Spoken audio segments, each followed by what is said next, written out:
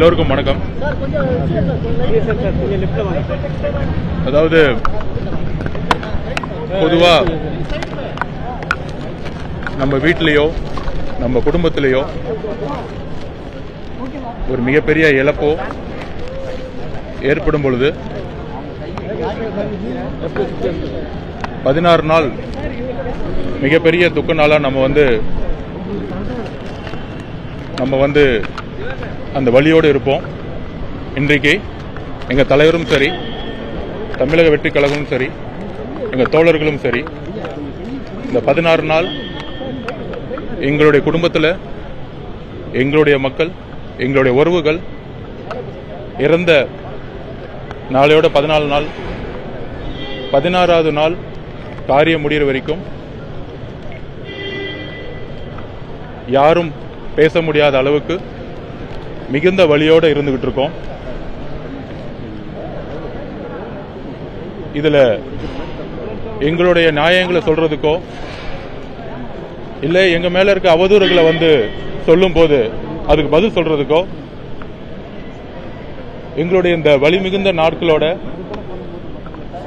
எங்களுடைய உறவு 41 குடும்பத்தோடைய எங்களுடைய உறவு அவங்களுடைய வழியோட நாங்கள் ஒவ்வொரு நிமிடமும் அவங்களோட கடந்துகிட்டு இருக்கோம்.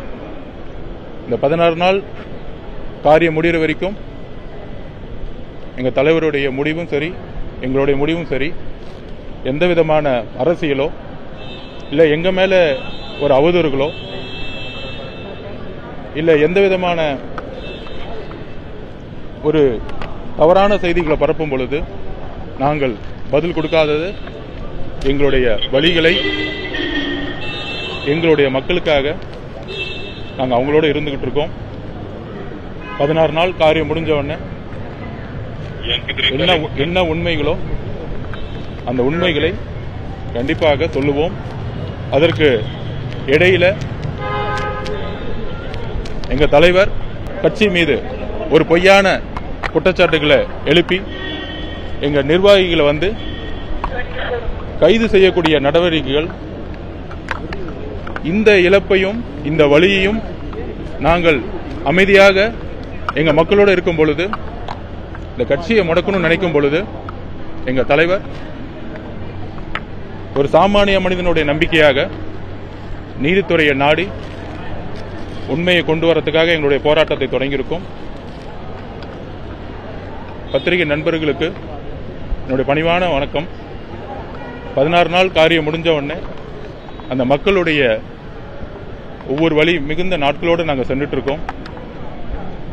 அவங்களை சந்திக்கிறதுக்கான பயணத்திட்டத்தை உருவாக்கிட்டு இருக்கோம். ஸோ 16 நாள் முடிஞ்ச உடனே மற்றதை பேசுவோம். இதை நீங்கள் எங்களுடைய உணர்வை புரிஞ்சுவீங்கன்னு நினைக்கிறேன். டெல்லியில் நிறைய பத்திரிகைகள் வீட்டு முன்னாடி ஒரு 3 நாளாக இருந்துட்டு நீங்கள் சந்திக்க முடியல, அதுக்கு நான் மன்னிப்பு சொல்லிக்கிறேன். உச்ச நீதிமன்றத்துடைய தீர்ப்புகள் ஒரு சாமானிய மனிதனாக நாங்கள் காத்துக்கிட்டு இருக்கோம்.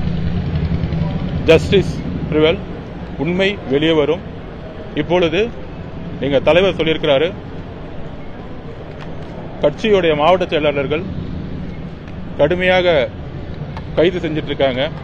சட்டத்திற்கு அப்பாற்பட்டு அவங்களோட குடும்பத்தையும் அவங்களையும் சட்டத்தின்படி வெளிக்கொண்டு வரணும். அதுக்கான பணிகள் எங்களுக்கு இருக்கு. இதை நீங்க புரிஞ்சுங்கன்னு நினைக்கிறேன். ரொம்ப நன்றி. 16 நாள் காரியம் முடிஞ்சவொடனே நம்ம கண்டிப்பா உங்களுக்கு எல்லா உண்மைகளும் நாங்க சொல்லுவோம். நன்றி.